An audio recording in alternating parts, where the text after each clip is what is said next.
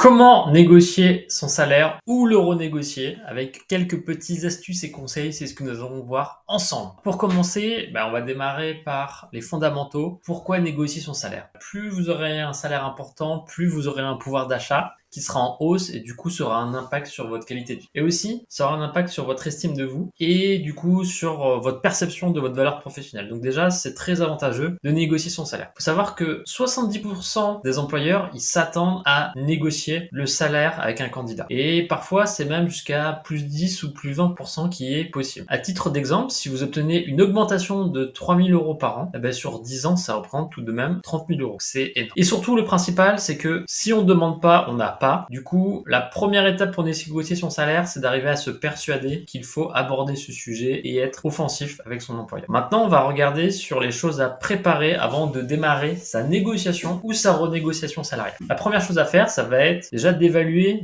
les conditions de marché pour votre poste. On va regarder quels sont les salaires moyens sur le marché. Donc, vous pouvez aller sur des sites comme Glassdoor ou Indeed sur lesquels des salariés qui communiquent leur rémunération. Vous pourrez regarder également les grilles salariales moyennes du secteur, par exemple sur Internet et surtout par exemple dans le magazine Challenge chaque année qui publie ces études-là, et corréler tout ça aux tendances du marché, c'est-à-dire les augmentations moyennes annuelles. Aussi, préparez-vous sur votre profil déjà, donc listez vos compétences uniques et notez toutes vos réussites passées ou actuelles avec le plus de chiffres possible, le but étant d'être très factuel. Et rassemblez enfin toutes vos formations et certifications que vous avez en main pour être en mesure de les valoriser, de les mettre en avant. Enfin, la troisième partie, ça va être d'étudier l'entreprise dans laquelle vous travaillez ou vous candidatez. Ça va être de regarder sa santé financière, donc vous pouvez aller sur papers par exemple.com pour regarder les comptes de résultats de l'entreprise et analyser particulièrement la politique salariale de l'entreprise. Donc, est-ce qu'il y a de la participation, de l'intéressement ou encore quels sont les avantages sociaux qui sont proposés par l'entreprise. Ça peut être RTT, télétravail, voiture de fonction, réduction sur les produits de l'entreprise. Donc tout ça, il faut bien l'avoir en tête. Donc préparez un dossier avec tous ces éléments ou mettez-le sur un fichier Excel. C'est important pour bien structurer votre demande. Maintenant, vous allez définir vos objectifs. Le mieux, c'est d'avoir un minimum acceptable, c'est-à-dire un scénario, le worst case scénario sur lequel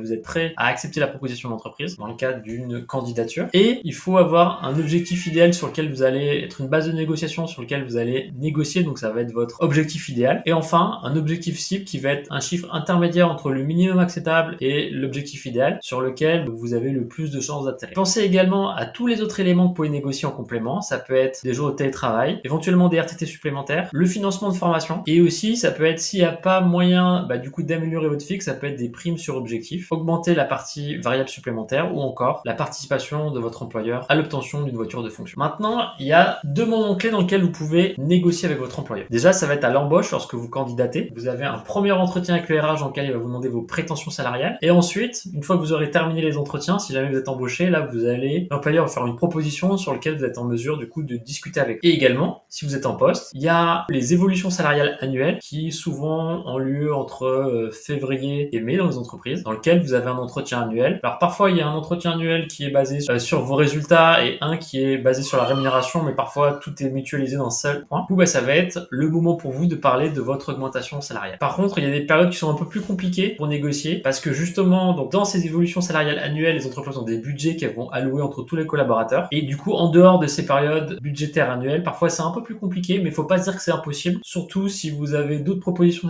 salariales avec un salaire plus important à porter à la connaissance à votre employeur, peut-être que éventuellement, il pourra finalement trouver un budget supplémentaire pour vous l'accorder. Maintenant, on va regarder les arguments que vous pouvez donner à votre manager ou au RH pour arriver à négocier au mieux votre salaire. Déjà, vous pouvez vraiment mettre en avant vos résultats chiffrés de manière très concrète, très factuelle. On n'est pas là pour être dans l'émotionnel. Ça va être du type, j'ai augmenté les ventes de 25%, j'ai réduit les coûts de 20 000 euros pour l'entreprise, ou j'ai géré une équipe de 10 personnes qui a donné tel résultat. Très important d'être factuel et d'éviter d'aller dans l'émotionnel. Enfin, ça va être de mettre en avant vos compétences rares pour bien montrer que vous êtes une personne unique et que l'entreprise aura du mal à vous remplacer ou trouver une alternative sur le marché. Donc ça va être de mettre en avant votre expertise technique. Ça peut être par exemple également des compétences linguistiques avec des langues étrangères spécifiques et utiles pour l'entreprise ou encore des certifications que vous avez obtenues. Enfin, mettez bien en avant également votre valeur ajoutée. Donc ça va être tous les projets que vous avez réussi, que vous avez menés de A à Z. Montrer que vous savez délivrer de la valeur, que vous avez su satisfaire des clients. Ça c'est très important parce qu'une entreprise, son rôle numéro 1, c'est de satisfaire ses clients pour augmenter son chiffre d'affaires. Et éventuellement, si vous avez apporté apporter des innovations à l'entreprise encore, bah, ça va renforcer le fait que vous êtes unique et que vous apportez la valeur à l'entreprise et que l'entreprise doit vous garder, doit vous conserver. À éviter, moi je dirais d'être donc du trop dans l'émotionnel et aussi donc de pas être factuel et de chercher à trop être dans la comparaison avec les autres collègues que vous avez. Sauf si vous avez des éléments factuels qui vont montrer que par rapport à l'équipe, vous avez surperformé, vous avez apporté plus de business, vous avez réduit les coûts, vous avez fait de la production sur des plus hauts standards par rapport aux autres équipes. Mais si c'est juste dans l'émotionnel, faites attention dans la manière dont vous allez aborder ça. Et enfin, les menaces de départ, vous pouvez l'agiter si vous avez une offre concrète chez un concurrent et ça peut être un vrai sujet. Mais si c'est des menaces en l'air sans aucun suivi derrière, je pense que ça peut être contre-productif et ça peut être même dangereux pour vous par la suite au sein de l'entreprise. Maintenant, le jour J, comment vous allez négocier? Alors déjà, il y a plusieurs étapes. Donc dans le cadre à la fois d'une négociation si vous êtes candidat ou d'une renégociation si vous êtes salarié. Donc déjà, ça va être de rester toujours positif, professionnel, c'est extrêmement important, et ultra motivé. Votre motivation ne peut être remise en cause et doit être à toute épreuve et l'employeur doit avoir la certitude que s'il vous augmente, vous n'allez pas rentrer dans un confort, dans un faux rythme et que vous resterez ultra motivé, que vous allez justement apporter à l'entreprise à la hauteur de votre nouvelle rémunération. Enfin, comme j'ai dit, présentez-vous clairement avec vos réussites, les exemples concrets, en parlant vraiment de chiffres et de résultats. Et enfin, vous pouvez partir sur votre proposition, donc soyez force de proposition. Sur la tranche haute, on a vu qu'il y avait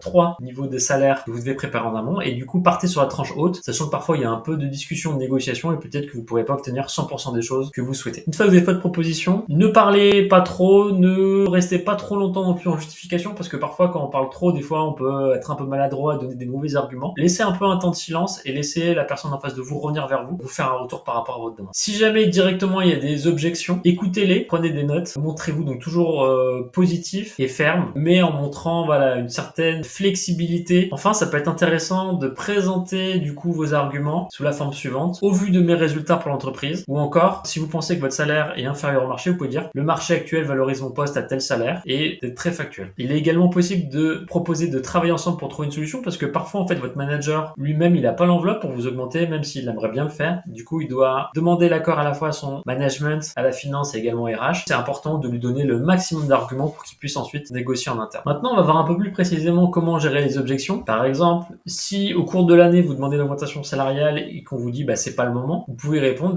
du coup quel serait le bon moment pour vous afin d'en discuter. Est-ce qu'on peut planifier dès maintenant une date précise? Ou encore, si on vous dit on n'a pas le budget pour vous augmenter, vous pouvez répondre: pouvons-nous prévoir une augmentation progressive? Ça peut être une augmentation prévue tous les trimestres, tous les semestres, ou du coup une prévision d'augmentation sur éventuellement sur les 24 prochains mois. Si on vous dit que vous avez déjà un bon salaire, vous pouvez comparer par rapport aux données du marché et dire également que vos responsabilités elles ont évolué entre votre prise de poste et aujourd'hui, et que du coup votre demande est juste et légitime. Et enfin, si on vous dit écoutez, mais d'autres attendent ce poste, si on vous fait comprendre qu'il y a de la concurrence, vous essayez de montrer votre apport unique pour l'entreprise. Dans tous les cas, restez calme, soyez constructif, et si vous bloquez sur la partie A, par exemple le fixe, essayez de convaincre sur le variable. Maintenant, il y aura 3 résultats à votre négociation. Soit vous avez un accord total et définitif qui normalement sera probablement proche de vos attentes. Donc là, vous pouvez demander du manager de confirmer par écrit sa proposition, et mettez-vous d'accord sur une date d'effet. Restez professionnel pour remercier votre interlocuteur qui a probablement dû batailler en interne pour obtenir cette négociation. Si vous avez seulement un accord partiel et insuffisant, vous pouvez noter les points qui sont acceptés. C'est déjà bien. Vous avez obtenu quelques éléments positifs, mais vous pouvez également planifier la suite et planifier une discussion dans quelques mois pour parler des autres éléments sur lesquels vous souhaitiez progresser. Et enfin, s'il y a un refus, demandez les raisons précises et essayez de définir ensemble des objectifs clairs et des étapes de route pour arriver à atteindre l'augmentation que vous souhaitez. Ça peut être d'essayer de fixer un nouveau calendrier de discussion un peu plus tard, ou de dire quels sont les objectifs qu'il faut que j'atteigne afin d'obtenir cette augmentation. Et il peut être de bon ton d'envoyer un mail de synthèse courtois afin de justement documenter cette négociation. Maintenant, pour aller un petit peu plus loin, je vous propose de vous abonner à ma chaîne pour me remercier d'avoir fait cette petite présentation. Je vais vous mettre quelques liens sous la vidéo, dont un article que j'ai écrit sur le sujet. Et n'hésite pas à partager dans les commentaires tes recommandations, tes questions. Je me ferai un plaisir de le lire.